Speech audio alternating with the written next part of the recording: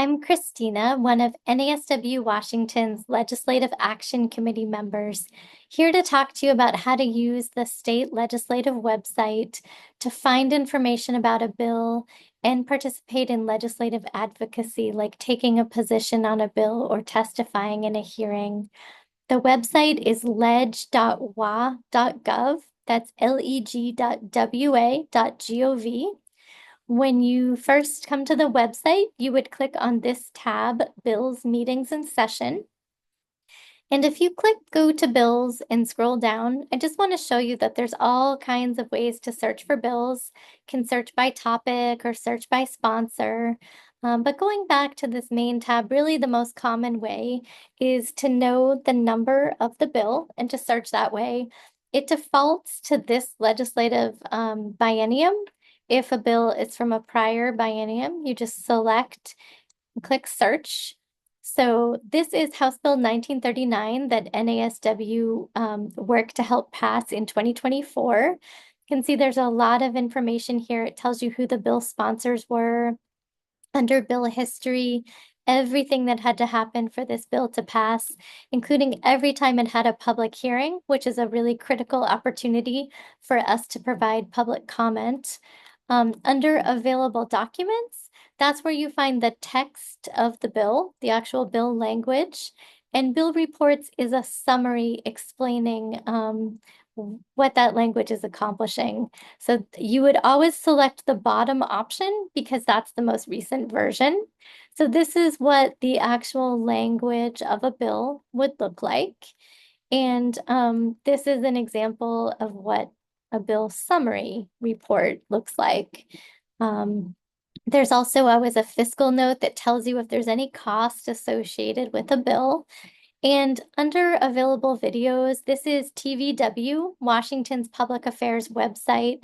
So all of these hearings and sessions are live streamed, and you can watch here or afterwards. It will be a recorded version that is posted here. One of the things when you're looking at the language in a bill that I just want to point out is that if it says new section in a bill, then you do have to read all of the language because the entire new section would become new law. But often when you're reading bills under a section, you'll just see that it's not proposing a new section, it's amending an existing RCW or existing law. And in that case, you only need to read the text that has a strike through or an underline.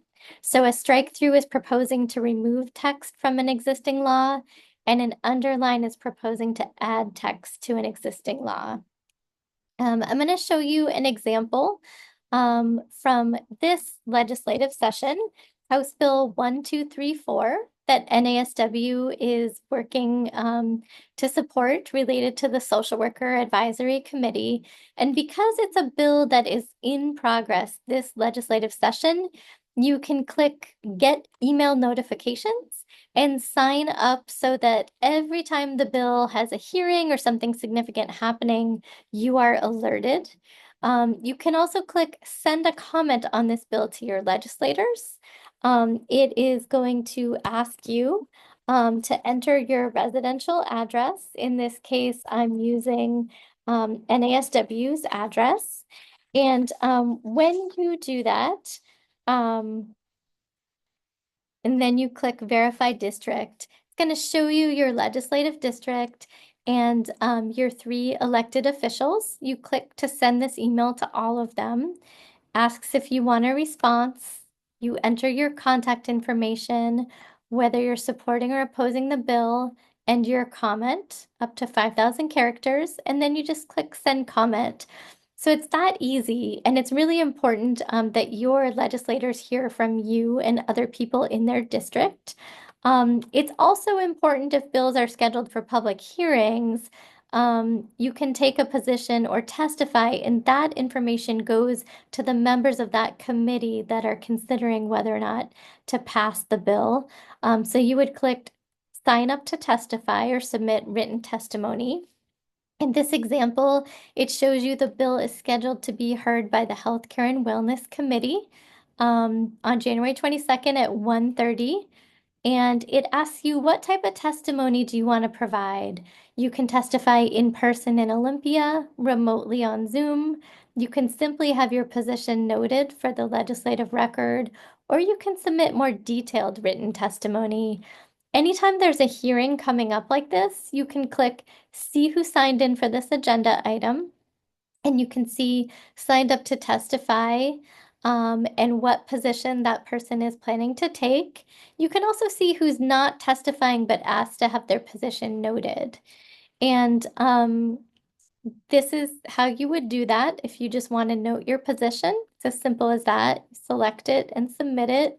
Or if you are asking to submit written testimony, they also ask your position, and then you can see that the difference is they just ask for the written testimony, and you can even just upload a Word document or PDF.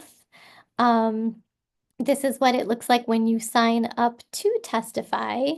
And if you're signed up to, whether you're signed up to testify in person or remotely, you should plan on only having about 30 to 60 seconds to make your point.